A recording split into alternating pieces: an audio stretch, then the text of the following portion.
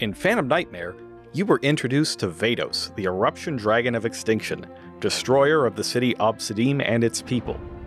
In Legacy of Destruction, you'll learn of the terrifying powers that were unleashed in the battle with Vados, and how to wield them in your own Ashened deck. When facing off against an ordinary foe, they're at their strongest at the beginning of the battle, and their strength wanes over time as injuries mount and fatigue takes hold. Vados, however, is an extraordinary foe, whose strength only increases over time. By unbinding the souls of the Ashen from the cycle of life and death, and fusing them unto itself, Vados' destructive capabilities are multiplied. Vados, the Dragon of Endless Darkness, exists to snuff out the light of hope in your opponent's eyes. It cannot be destroyed by card effects, and your opponent cannot target it with monster effects. Upon its arrival, its flames can wipe the field clean of your opponent's spell and trap cards. It can consume the soul of one of your other Ashen cards on the field, sending that card to the graveyard to destroy any opposing card that activates or activates its effect on the field. And best of all, or worse, depending on your perspective, you can fusion summon it using all of your opponent's monsters. Ashened to Endlessness is a new continuous trap you can set from your deck with the original Vados. Its on-field effect lets you fusion summon a Pyro monster using monsters on either field, including the original Vados. If you do, the monster you summon gains 500 attack for each material used.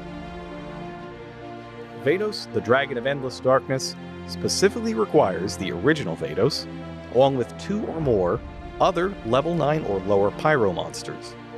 That can be the Ashen monsters on your field, as well as Vados from your opponent's field, which then lets you use the original Vados' effect to destroy all monsters on the field, and the new Vados' effect to destroy all of your opponent's spells and traps. The new Vados would be immune to the destruction effect of the original, leaving your opponent's field clear for a huge direct attack. Now, if you've given your opponent a copy of Obsidian the Ashen City, then when the new Vados destroys it, you'll get to special summon another Ashen monster from your deck, and further increase the amount of damage you'll be able to inflict that turn. But Obsidian has another use. If it's on your field, remember that it turns your opponent's special summon monsters into Pyro monsters during your turn. So instead of fusing away your own monsters, you can fuse away your opponent's instead, decline to activate the original Vados' monster destruction effect, and just leave all your monsters on the field to finish the duel in a flash. Ashened to Endlessness also has a type changing effect while it's in the graveyard. It lets you turn your opponent's monsters into Pyros during their turn for an even more devastating fusion summon. Shaman of the Ashen City can shuffle 3 of your burnt out Pyro monsters into your deck and add Obsidian from your deck to your hand if any of them were Ashen monsters. At the same time, if your opponent controls a Pyro monster with 2800 or more attack, Spearhead of the Ashen City can be attributed to return one of their cards to the hand, useful for putting Vados back into your hand to use again. Together, they can be combined to Xyz summon a rank 4 monster, like Infernal Flame Banshee.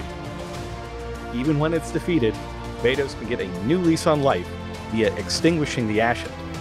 By sending any Dark Pyro monster from your deck to the graveyard with this spell, you can add a high-level Pyro monster like Vados back to your hand. Then, you can use its fusion summoning effect in the graveyard to immediately bring out Vados, the Dragon of Endless Darkness. Alternatively, you can fight back against enemy monster effects by rekindling the Ashened. This quick play spell puts one of your burnt-out Ashen cards back on the bottom of your deck to negate the effects of one of your opponent's monsters until the end of the turn. Finally, your Ashen monsters can also employ the power of fusion. Any 2 Pyro monsters can be fused into the Embers of the Ashen, which can restore any field spell in your graveyard to your hand, as well as automatically destroy any Pyro monster it battles. If you do destroy a monster with this effect, and it's your turn, Embers of the Ashen can make a second attack in a row.